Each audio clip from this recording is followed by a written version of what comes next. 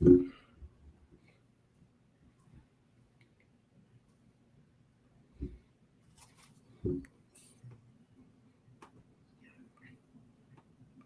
is not here.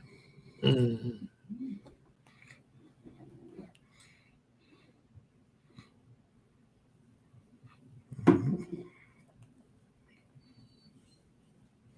Do me a favor if you can, look it up and share it. I know y'all hear me in the background. What's good, man? Your boy Connie Westside and your boy Professor Pryor. We in the background here. We just talking up some noise. Well, make sure you tune in to MVP University. At this time, man, if y'all do us a great favor, man. Go ahead, like and subscribe and share and start following us. And send it out so we can go ahead and get people here. What's good, everybody? This is your boy Connie Westside. And this is MVP University. Usually have the sounds. I gotta look for the sounds. Give me a second. Rap. All right. I do for the second time. What's good? What's good? I got the homie Professor Pryor, man. Professor, what's up? Nothing much, man. Nothing much. Ain't nothing going on but the rent. Ain't nothing going on but the rent. Ugh. Ain't that something? Man, if you, like I said, man, if you do us a big favor and give us that HBO special, hook a brother up or help a brother out, and go ahead and like, subscribe, and follow, and share this video. Man, we got a lot to talk about, man. We don't have all our big people here today, but sooner or later we'll have the big people back, and what I'm saying, we're gonna be doing the big boy thing. You feel me? But till then, let's go to the yard with Professor Pryor. What you got, brother? Well, let's go to the yard. So let's knock out a couple sort of serious things, and then we're gonna go to the more entertainment things. So first, Oklahoma assistant Cale Gundy resigns amid what can only be described as a little bit of controversy. So during a position meeting, a player's on his iPad, on his tablet, not paying attention. According to what we know, Gundy picks up this tablet and reads what's on the tablet, which includes an offensive word. He says he'd never used it before. He says he only read from the screen. Head coach Brent Venables said he's used it before, and now he resigned. Depending on what you want to believe, he resigned. He was forced to resign, but he is no longer a part of the Oklahoma Sooners staff. Cases like these are kind of difficult when you don't have all the facts. I will say it smells a little funny because we saw this with Gary Patterson at TCU. We saw this with Andy Ludwig at Utah.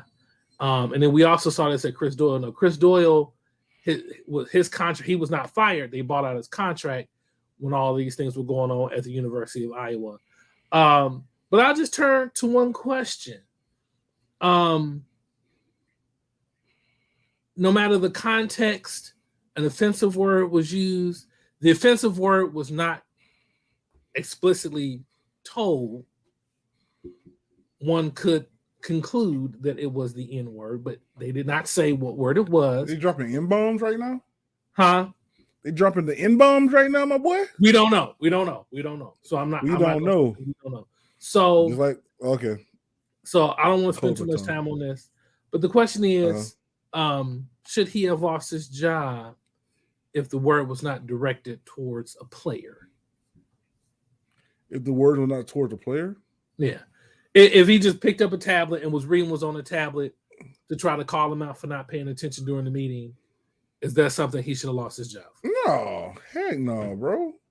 Crazy? Bro, we live in a time where press conferences are much needed because people are so sensitive. And, me personally, if you have something on the tablet and you're reading everything verbatim, then, that's, but we also got those words that are no-no words. And, because we got the no-no words, we have to abide by the no-no words. Well, me personally, I don't really care. No known words don't really bother me too much because I hear it all the time. I mean, I live here in Tallahassee. Tallahassee, man, Tallahassee. These folks will sit back and start saying the N word like it's nothing. They drop the N bomb so many times. I mean, so many times. I hear it constantly. Especially I hear it from like guys that come from like California, guys who live in like Miami or something. You know what I'm saying? I hear it from guys like that. You know what I mean? Like I try not to. I try not to be the guy that has to yell and say, "Yo, we need to do it this way. We need to stop saying these words because I don't want nobody to be offended." I'm like I get that, but at the same time, let's be real. The dude was just reading something. He didn't lose his job because he read something. That's like me reading something and it said it was a word or a bad word next. I mean, I don't know, man.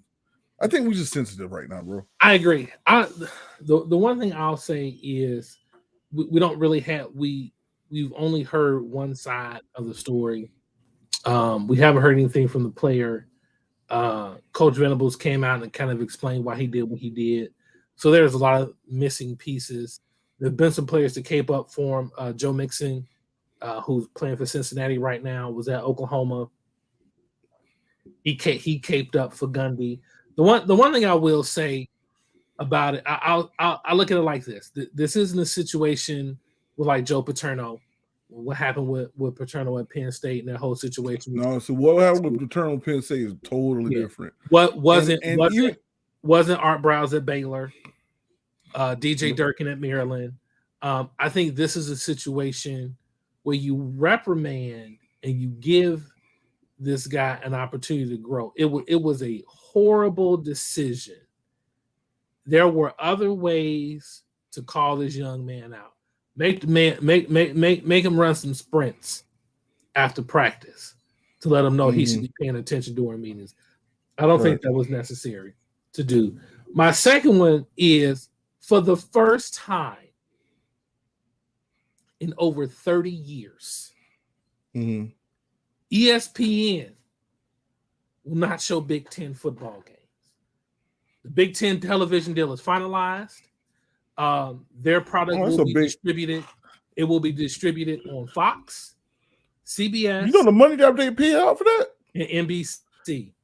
It was 55 million as to what ESPN is trying to do with theirs, and that's 350 million. So we're 300 million over. You know what I mean? Yeah, 305 million. Let me do some bad podcasts, see if I can find the numbers, because it is so they rejected. ESPN was giving them 7 years, 380. But according to what I am reading, and this is a good source, this is Adam Rittenberg of ESPN. It says that the Sports Business Journal reported that CBS and NBC are about to pay $350 million for their Big Ten packages. Now, that's not great grammar, so I can't say for sure whether or not that is separately or together, but I think it's together. Because this deal is almost $1 billion.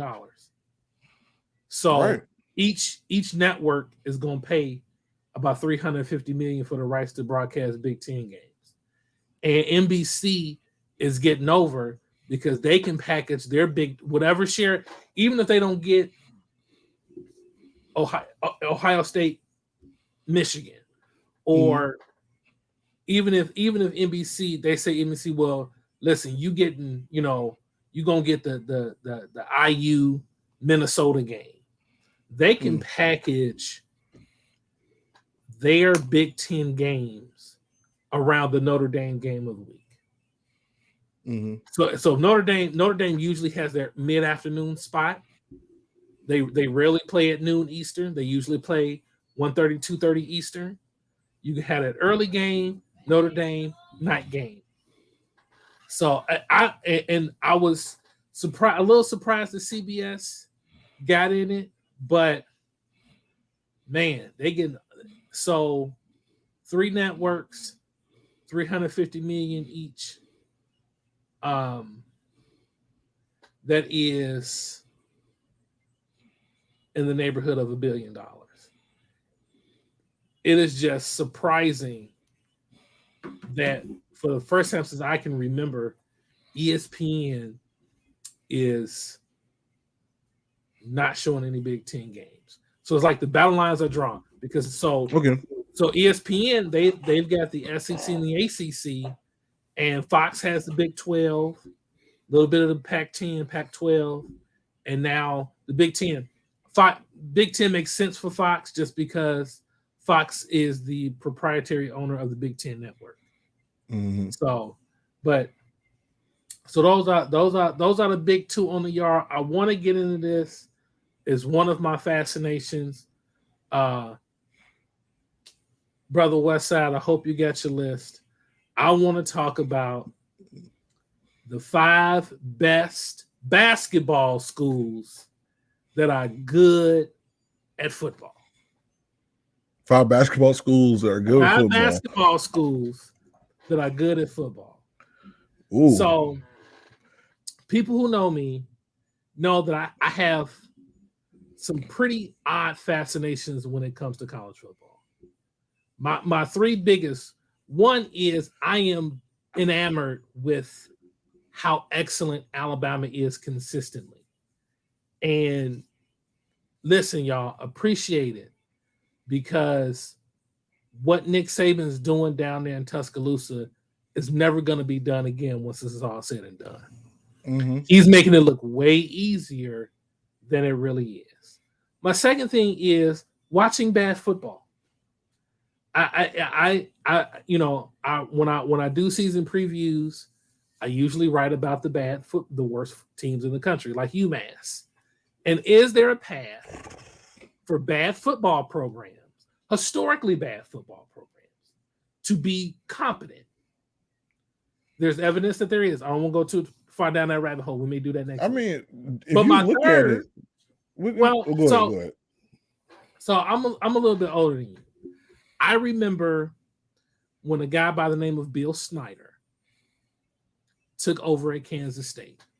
Mm-hmm. And when he took over at Kansas State, that was the worst football program in Division. Mm-hmm. If I'm not mistaken, Bill Snyder started on Bear Bryant's staff in the 70s. Mm-hmm. Bear Bryant called him personally and said, "Don't take that job." And you should see what Bill Snyder built when he was there. He built a juggernaut in the Big 12. So there's a path there. But what we're going to talk about today, we're going to talk about schools that are historically good at basketball royalty, trying to be relevant at football. Okay. So here are my 5. I'm going to go 5, 4, 3, 2, 1. So number 5 is from my home state, is Indiana University. Ooh, now the Hoosiers. Now, if we're being honest, Indiana's not really good at anything right now. Basketball stinks, and the basketball stinks, and the football's kind of fallen on hard times the last couple of years. But as recently as 2020, the Hoosiers have won 9 games. They have become relevant in the Big Ten. They were 6-2 in 2020, 8-5 in 2019. So timeout. They had a rough year last year. A lot of that had to do with injuries. They're going, and I wrote about them. They're going to probably struggle again this year, which is why they're number 5. Number 4 is Magic, bro. It's Magic. We are hovering, over the city. Yeah, we're hovering, not floating. Number 4 is Duke. Now, Duke struggled last year in Coach Cutcliffe's last season, but what David Cutcliffe did in Durham, North Carolina, hadn't been done since Steve Spurrier went and won the ACC championship in Duke in the 80s before he went to Florida. Right. Duke, and what is as impressive. Was more impressive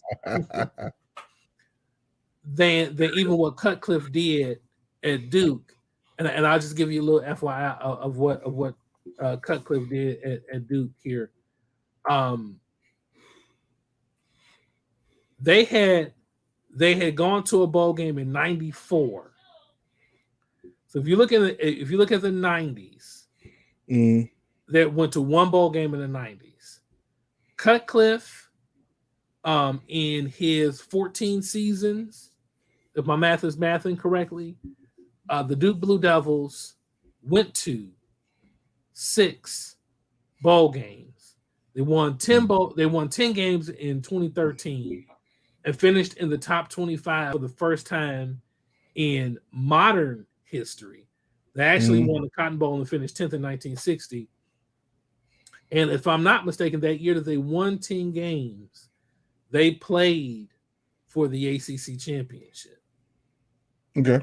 So, but what is equally as impressive is the fact that he's been succeeded by Mike Elko. So Duke has back-to-back quality coaches. Nobody cares about Duke football. The students down there are more concerned with things like, cardiothoracic surgery and rocket science and being corporate lawyers to go to football games on Saturday. But Duke is no one's really checking for Duke as far as they're not. But but the fact that Duke has gone to 6 bowl games in 14 years is impressive. Number 3, I struggle with number 3, but I put him number 3, is UCLA. And I've always said the same question about UCLA, and I don't know how much you know about college football geography, but UCLA's in Westwood. It's outside of Beverly Hills. Right. USC, although private, is in Watts. I've never understood why UCLA has not been better at football. But they're always average. Every now and then they'll rise up, win the PAC, and I don't think they haven't won a conference championship. Man, I want to say maybe since Cade McNown. Right. It's been a while. But number 2 is North Carolina, UNC. So they had some good years with Larry Fedora.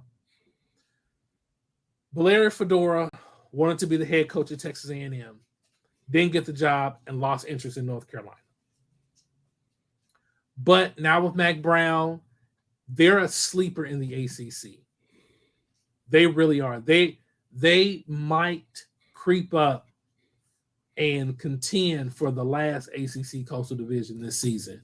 I know a lot of people are talking about Sam Howell. I never thought Sam Howell was that good. They've got 2 quarterbacks as good, if not better, than Sam Howell waiting in the wings. It's just going to be interesting to see which one starts. And my number one basketball school that's good at football. Wake Forest. And probably one of the best coaching contracts in all of college football. No, it's Kentucky. Wake Forest. It's Kentucky. Ooh. It's Kentucky, and it's not close. Not close. Wake Forest is you left 2 teams off that list. First off, before you get into that, you left 2 teams off the list. Who did I leave off? One team would be for me. For me would be Baylor. Baylor has won a national championship in basketball recently. They have been relevant for years in basketball. 2, Wake Forest. Now, Wake Forest has always been the basketball school, but when they started playing really hard, really tough, in the ACC, that's when you see for me. That's when you see for me a top school, well, a school that's trying to be good at football, and it's a basketball school. Like no one's really checking for basketball. No, I mean no one's really checking for football players out of Wake Forest. I mean you got some of the most relevant superstars, future Hall of Famers, and a Hall of Famer coming from Wake Forest. So that's my take. Wake Forest is a good one. This is why I didn't pick Baylor, because for a really long time Baylor stunk at both. And really, Baylor didn't start getting good at basketball until they started getting good at football. Like you go back when Robert Griffin they started getting good at football. Say that again. They said they didn't start getting good at basketball until I feel like Baylor. I feel like Baylor athletics kind of rolls together. Like when they got Robert Griffin III and started balling out, that's when you begin to see. I want to say is that when they hired. Then when they hired Scott Drew to be the head coach down there, but they kind of rose equally. Now Baylor did get those lean years after the NCAA came down after the whole situation with the sexual assault scandals. But which I honestly think the NCAA should overturn some of that due to the fact that a girl lied on a couple football players. A girl still lied on a coach. So a girl lied on a bunch of guys' tickets. Now, but they still don't want to make up for that time. When people lie, they don't want to make up for the time they lied. I don't like that. I think Baylor could have been the next Bama if all that wasn't coming out. And I don't disagree, but the big thing is you can't take recruits to you can't have strippers around recruits, and you can't be taking recruits to the strip joint. You can't do that. But those are two good ones. Those are two good ones. You ready to hit these conference previews? Let's go. All right, so we're going to preview two conferences with 12 in both of them, even though they started out as 8 and 10. Actually, they both started out at 8. They both started out as 8. And then almost roughly they went up to 12. so let me give you a history lesson. The Big 12 is a merger of the Big 8, the Southwest, and the Southwest Conference. Mm-hmm. And when the Southwest Conference fell apart, the Big 8 took Texas A&M, Texas Tech, and Baylor. Mm-hmm. Because they it's so funny they've come back around, but they didn't take Houston or Rice. Which I'll get into that. I'll get into that. But let's go. Let's continue doing our history lesson. Okay. What about Pac-12? What is Pac-12 history? They numbers changed when they add teams. It was the 8. Nothing special. Then it was the 10. Now it was the 12. Yeah. All right. Okay, so I got a question. Out of these two conferences, which one of these two will be in the college football playoffs? Neither one. Ooh, that's a hot take. That's not a hot take. They won't. Neither one. If one. No. No. Okay. We'll leave it at that. So there's a really good chance. We talked about the SEC. So go back and check out the episode we previewed the SEC. Georgia and Alabama are likely gonna finish undefeated. So whoever wins, so you got a one-loss SEC runner-up. Mm-hmm. Alabama would have the advantage if they were to lose because they play in a tougher division. Mm-hmm. Ohio State is about to throw 50 burgers on everybody. Like, Ohio? Man, Ohio State, man, listen. Yeah. All right, we already know. If anybody's up on Michigan, sell the stock. It ain't happening this year. You don't. there's no Kwity Paye, there's no David Ajabo, there's no Aiden Hutchinson. It's Ohio State is about. Listen, I think about it like this: if you remember the year they lost to Clemson on that game-winning run by Trevor Lawrence, and Justin Fields was out there trying to win that game on one leg, right? And they couldn't score touchdowns. They came back that next season with a vengeance. Oh, please Only believe did we stop short.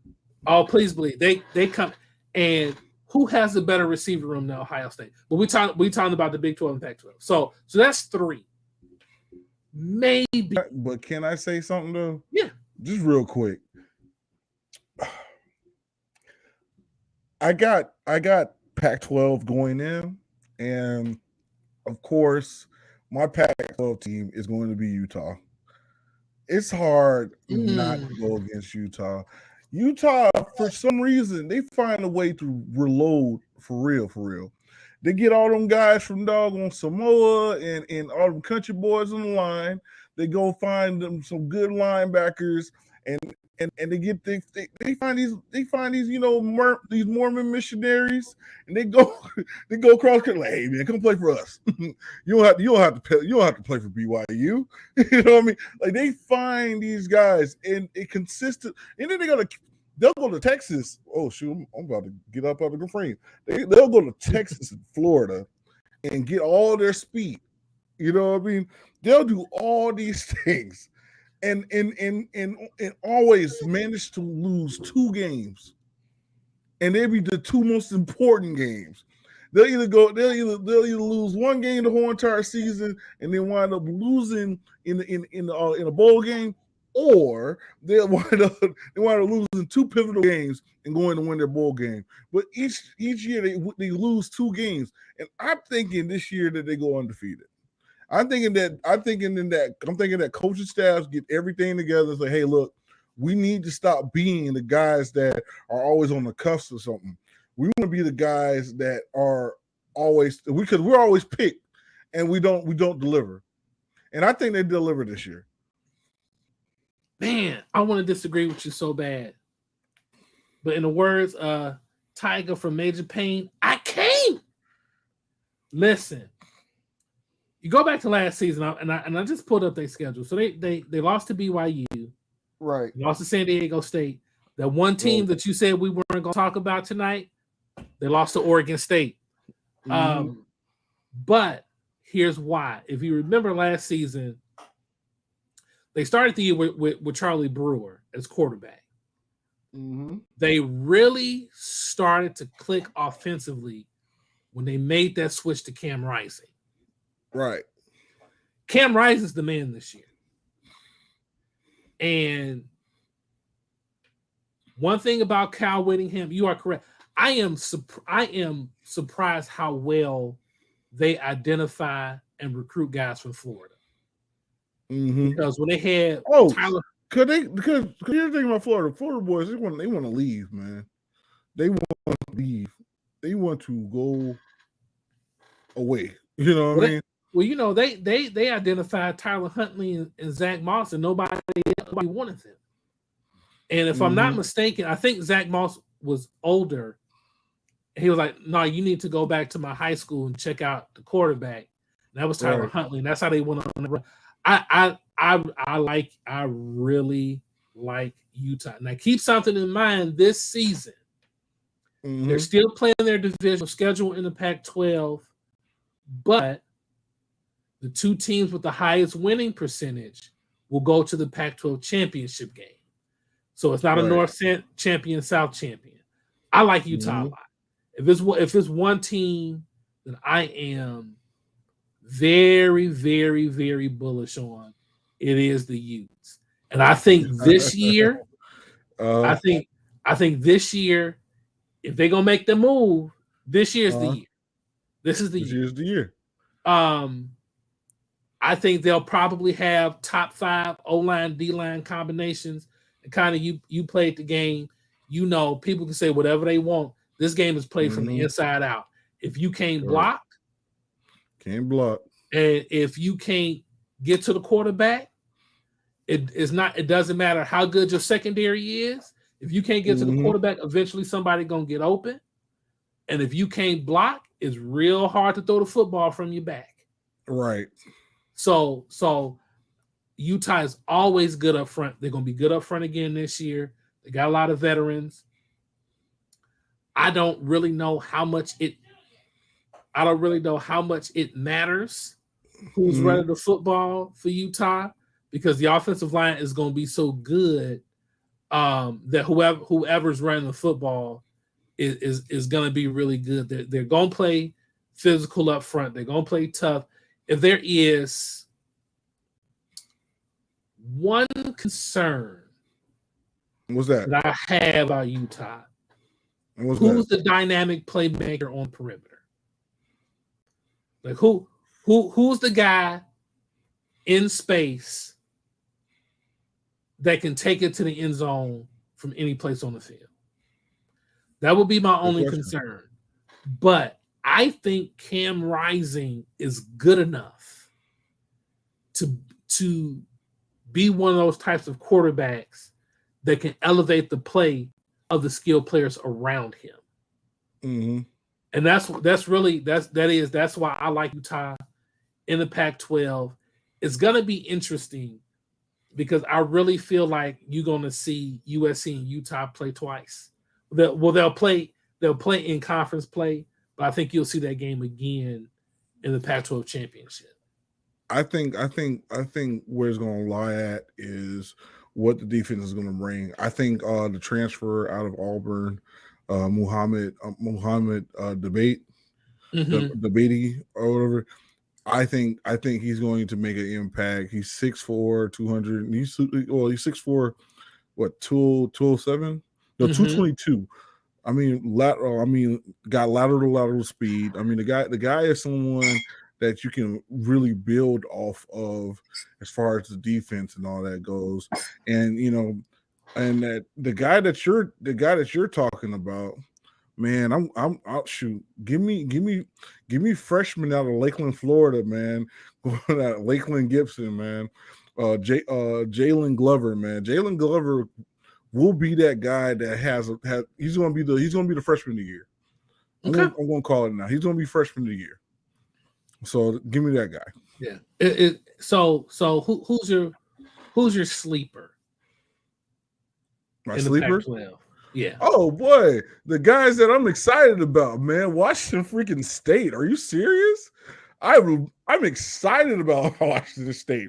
Washington State just got this transfer quarterback, bro. I don't know nothing about him. All I know is that he was balling out, and he said, "Look, man, I'll ball out on any level, man." I'm just excited. I don't know what they're gonna do, but it's for the first time I'm starting to want to see a running quarterback, like a real legit running quarterback, out of someone that can run in that offense for Washington State. So I got Washington State being one of my sleepers. And if the University of Washington can get their stuff together, because shout out to Seattle, shout out to Tacoma, that that's the area of my birth. I'm saying you have to represent for me. That's all I'm saying. So go Washington.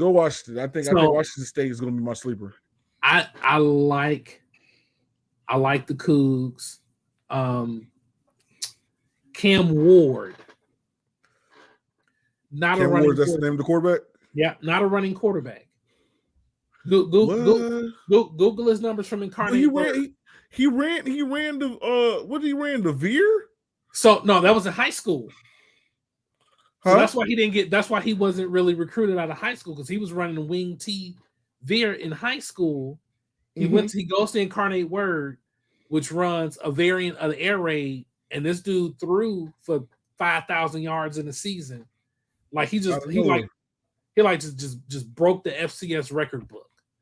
So his former head coach is the offensive coordinator at Washington State. That's how we ended up at Washington State. So I'm gonna give you two. And not that I think either team is going to win the Pac-12, but my beloved Oregon State Beavers. What is your ordeal with Oregon State? Like, because they're a bad. Why do the I like Halloween gang? Okay. So, number one, you gotta like the Halloween colors. The Halloween gang. So two of my favorite football players to watch came from Oregon State. Chad Johnson went to Oregon State, and then one of my all-time favorite names, TJ Hushmanzada, also from Oregon State. But I like what Jonathan Smith is doing. They made a bowl last year. They bring almost everybody back. I'm surprised no one ever mentions the Rogers twins. I get so mad that no one ever mentions the Rogers twins. Like they didn't go there. And they balled at Oregon State. Right. So yeah. My second is Arizona. Who? I think Arizona's gonna win 6 games this year. Where you at? Where you at, Q? You Okay, around so I'm gonna give you 2 reasons why. First, when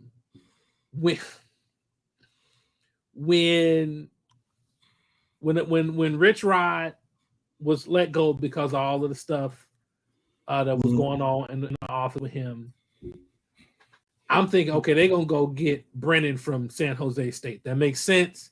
You know, he's got ties to the university. They get Jed Fish. I'm like, I don't even know who that is. But I had no idea who Jed Fish was. Right. But they played really hard for him last season.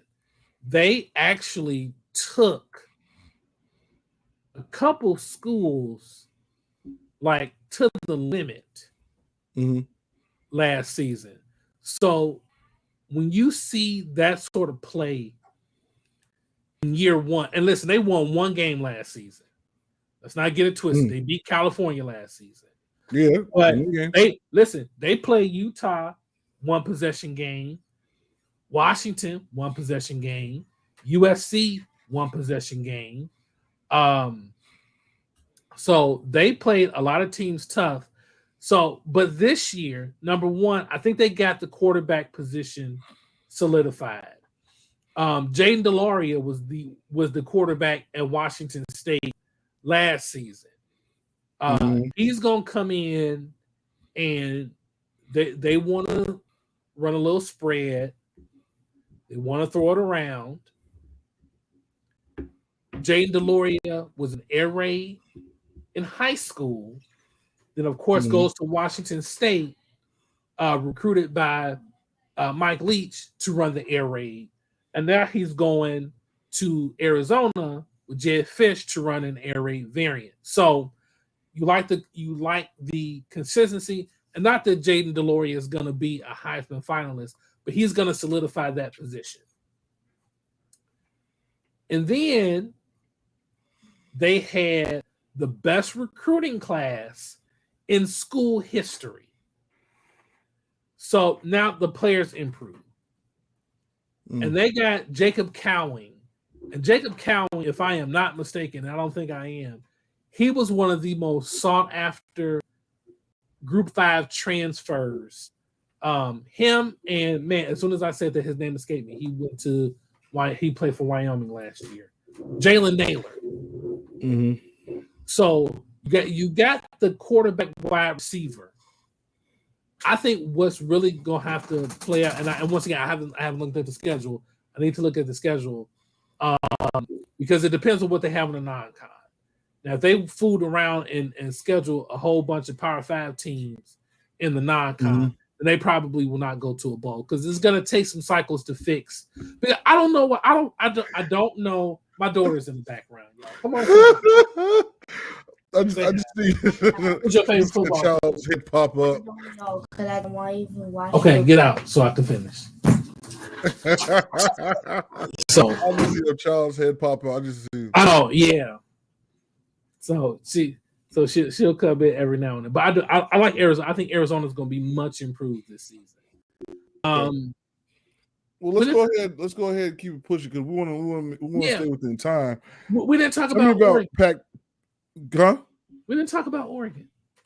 Talk about Oregon? Yeah. Look, Oregon transfer quarterback with Bo Nix. Do I think they do something? Just a little something. They still had that not the freshman, but their red shirt freshman quarterback that they really want to utilize. But they wind up getting this. They wind up getting Bo Nix, and Bo Nix still has 2 years left on 2 years of eligibility left. So he can virtually stay there for 2 years, and that other kid's not going to get a shot or chance until 2024 or whatever. So yeah, I don't have a lot to say about Oregon. Do I think Oregon is going to be good? I guess they got Sewell. They got Sewell playing that middle linebacker position, but they don't know if they want to use Sewell or Justin Flo. They don't even know how to utilize Justin Flo because Justin Flo is a middle linebacker, but they keep trying to put him outside linebacker. So, there's not much to say about Oregon. Do I think Oregon's going to win, the traditional 9 games? Yes, they'll win 9 games. You know what? I want to say they only win 8. They only win 8 games this year because I think that they're going to underestimate USC. They're going to underestimate. They're going to underestimate Washington State, and then who else? It's just whoever else they got on the schedule. Someone's going to go ahead and knock them in the mouth. They'll win the rest of their games, and they'll wind up in the top 25 at the end of the season. So there's not much to say about them. So that I find it funny. Todd Thompson, that's the kid you're talking about. Mm-hmm. He couldn't beat out Anthony Brown. So if you back up, Tyler Shuck, who's at Texas Tech, we will talk about Texas Tech, we'll talk about the Big 12. Mm-hmm. Tyler Shuck transferred because number one, he was splitting time with Anthony Brown. But then he's Todd Thompson. But then Todd Thompson can't beat out Anthony Brown. And Todd Thompson can't beat out Bo Nix. And listen, I'm sorry, but you can't beat out Bo Nix. Here's the thing. You got good Bo Nix and you got bad Bo Nix. And we've seen bad Bo Nix a whole lot more than when you see good Bo Nix. Oh my God. So tenfold. But Travis Dye transfers to SC. And then their 2 top receivers last year transferred to Florida State. Mm-hmm. So I'm curious to see what that offense is going to look like. But I agree. I don't. If they were doing divisional play, I mean, Oregon would probably win the North by default, just because I don't think there's another team in the North good enough to beat them. I like Washington State. I love Cam Ward. They're going to be fun to watch, but I don't know. And actually, before I say I don't know how good that defense is, it's funny. They'll be running a version of the air raid, but Jake Dickert was the defense coordinator when Nick Rolovich was the head coach. So they're going to play some defense. I think you're going to see, Washington State and Oregon State kind of duke it out for who's best in the Pacific Northwest. But I think you'll see Utah and USC playing for the Pac-12 championship.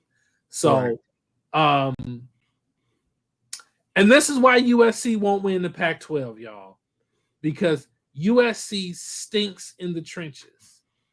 They're not very good up front, and you're hoping, bless you, you're hoping that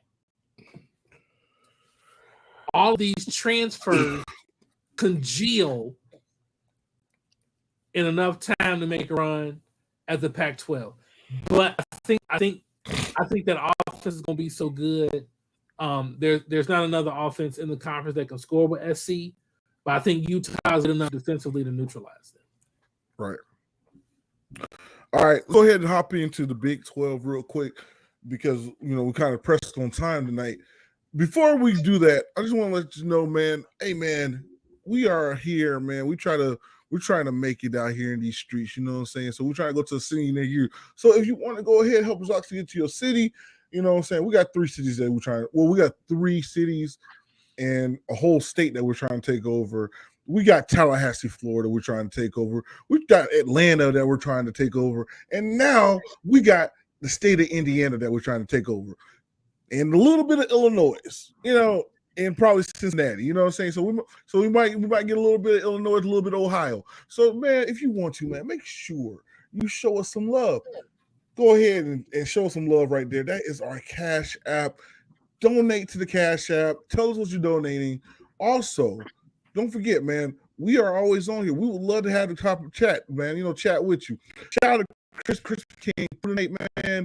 Always being good. Always being good with his come through, man. That's my boy. Make sure you continue to comment, man. Be part of the conversation, man. So, real quick, I need to ask you a serious question, Professor.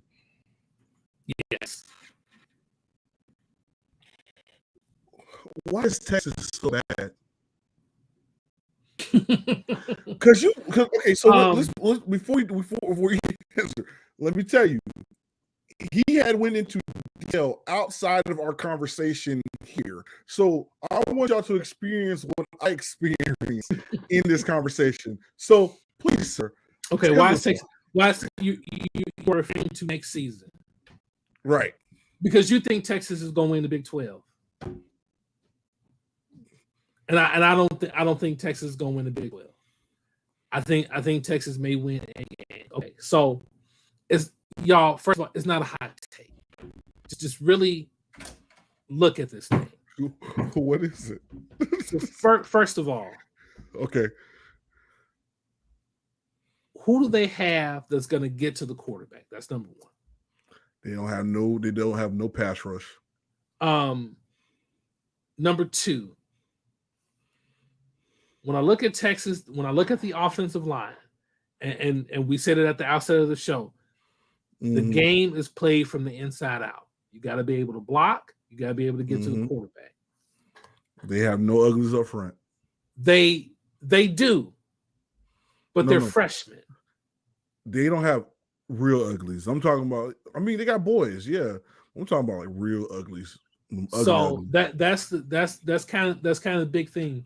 They got some guys, but these guys are freshmen, and like Texas finished 5th in recruiting. So Devin Campbell, 10th ranked player, Arlington, Texas, number 1 player from the state. Kelvin Banks, 3rd ranked player from Texas, 33rd ranked player in the country. So you got 2 top 40 guys. You're hoping that one of them or both of them play like Orlando Pace and Quentin Nelson as freshmen. That's number one. Number two, now from all accounts, Quinn Ewers is as advertised in spring camp where he's not getting hit. Quinn Ewers reclassified and graduated early. He did not play a senior year of high school ball. And he didn't play at Ohio State last season. So we're talking about putting everything on a guy who hasn't played a lot of football. Now, by all accounts, everything about Quinn Ewers is true. He's got the arm, he has the athleticism, he's got the mullet, the whole 9 yards.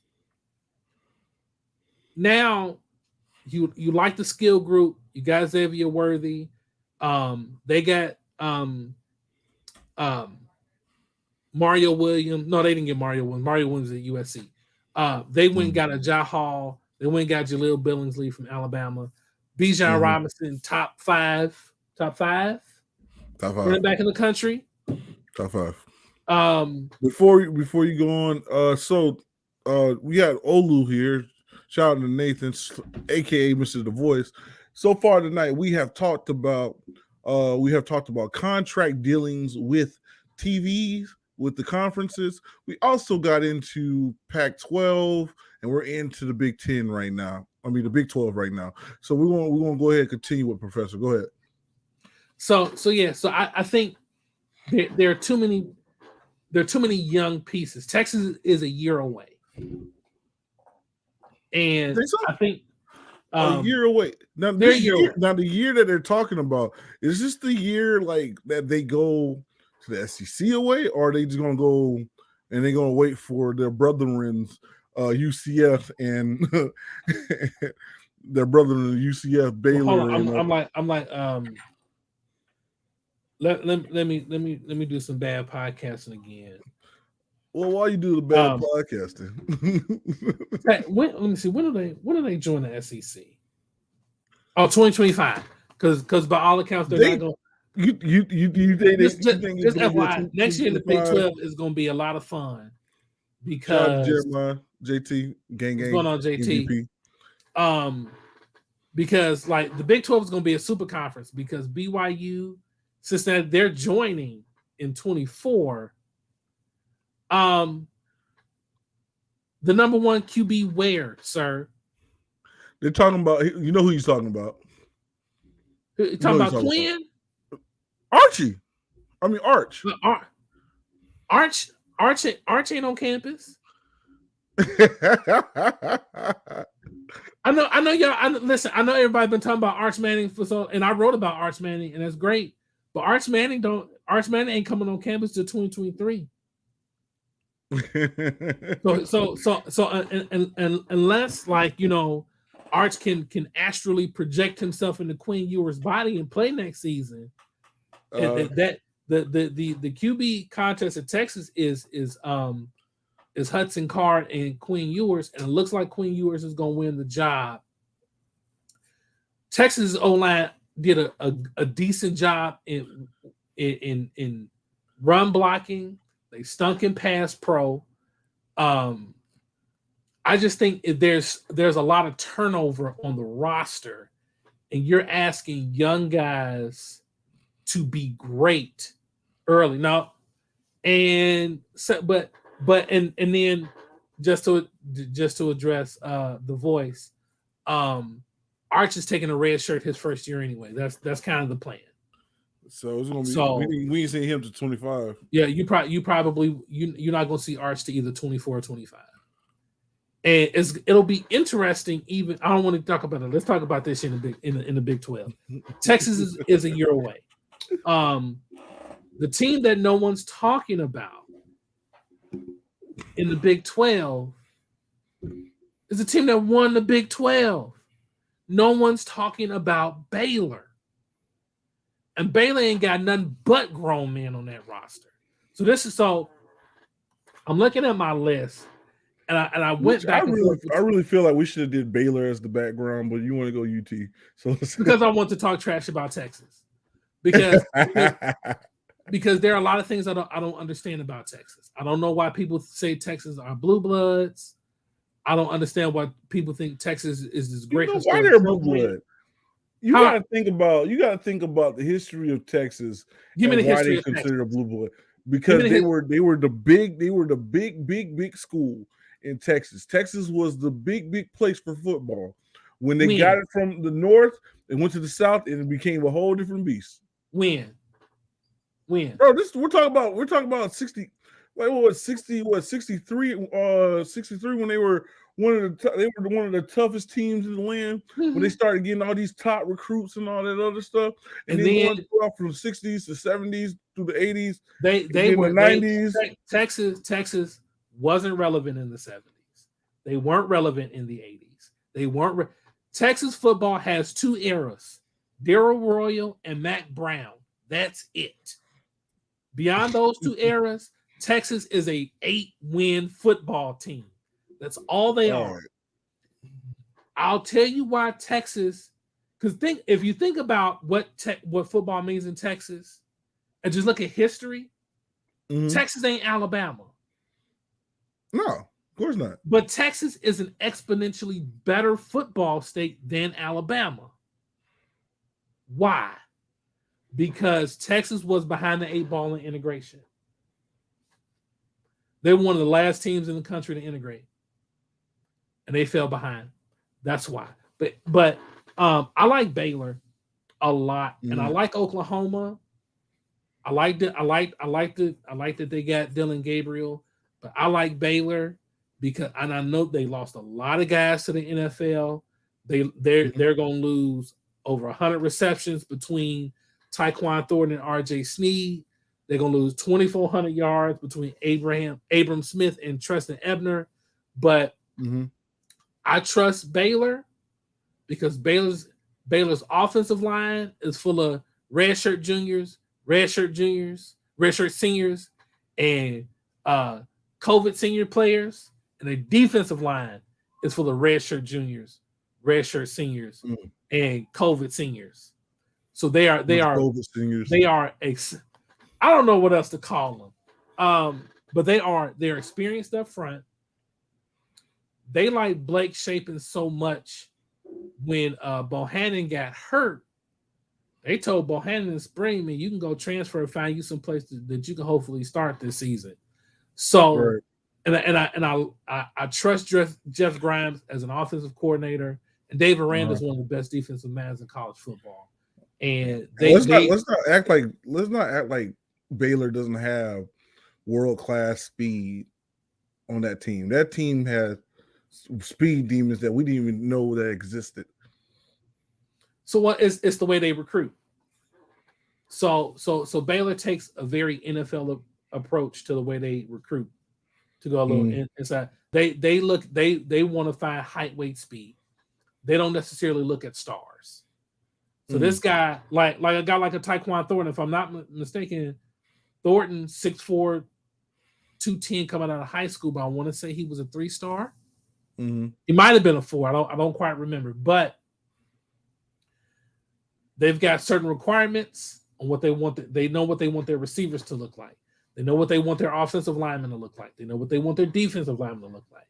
So they figure they'll find the guys that they want based on that height, weight, speed, and we'll put them through the program and we'll develop them. That's why they have so many red shirts. They want to get old and stay old. But I like Baylor. Right. Kansas is going to win 2 games this season. No, actually, I think Kansas is going to win 3 No, games. I can't say that, man. Shout out to Trevor Wilson. Trevor Wilson said, man, they got something excited planned. And Trevor Wilson is one of their top wide receivers. Kid out of Tallahassee, Florida. You know, he's not a slight by any kind. So I think that they got something special brewing in Kansas. Yeah. They always, because Kansas is like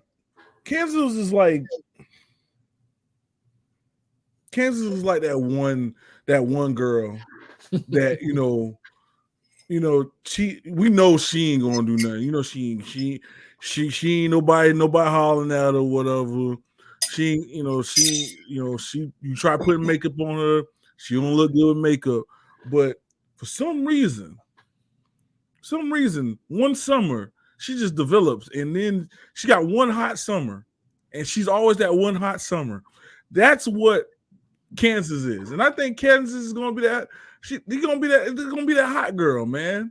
They're going to be that one hot girl. You know what I'm saying? That hey, because it's my year, because I'm in right now. I think that's what it's going to be. You know who Kansas beat last year? Texas. Beat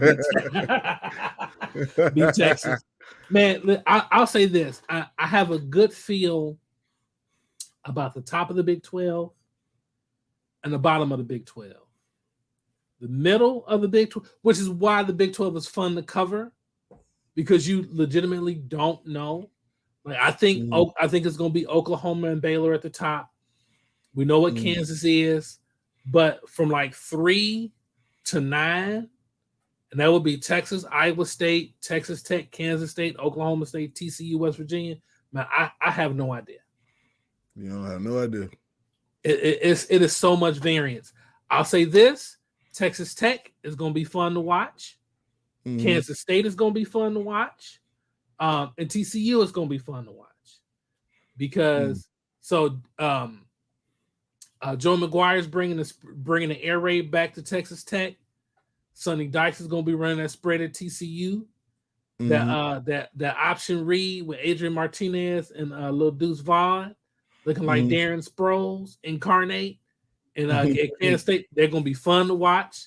but I don't know how many games they're gonna win because there's no separation between them as far as talent. Right.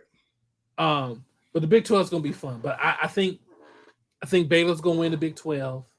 I'm with you. I think Utah's gonna win the Pac-12. Mm-hmm. And if Utah can just not, you right, Connie. If they can just not, they just need to win that. No oops upside your head game. I think that because I was asked on Facebook who I thought the 4 playoff teams were going to be, and I don't know who that 4th team is. Utah could be that 4th team. Okay. Well, hey man, it was a long one tonight, man. Did an hour show, man. Bro, first off, Professor, tell them where they can find you at. You can find me on the MTMV blog. Article that's coming up now. I'm going to write about the 10 things that should have ruined college football. You can also find my work on SaturdayBlitz.com. And I am on Twitter at PriorDDP. I am on Instagram at Prior the Good Kid. And I'm on Facebook at Dante Pryor. And you can find me at Connie West _best on Instagram. Just shoot me a DM, man. I'm giving people my stuff now. Let people know what I'm a part of and everything. Also, man, check me out on the Full 94 podcast where we go hard about basketball. And we do talk everything basketball. Lately, we've been talking this whole entire season. Pretty much, we've been talking about all things NBA and WNBA. We're trying to push for the high school talk because there's so much to talk about in high school, so much to talk about in NCAA, man. We need to go ahead and try to get that diverse there. But if you want all things NCAA here, welcome to MVP University, where your acceptance letter is just a click away. So come join the team. This is your boy Connie Westside, and that is Professor Pryor. Bro, and for our homeboy MVP JT, who discovered the school, we out.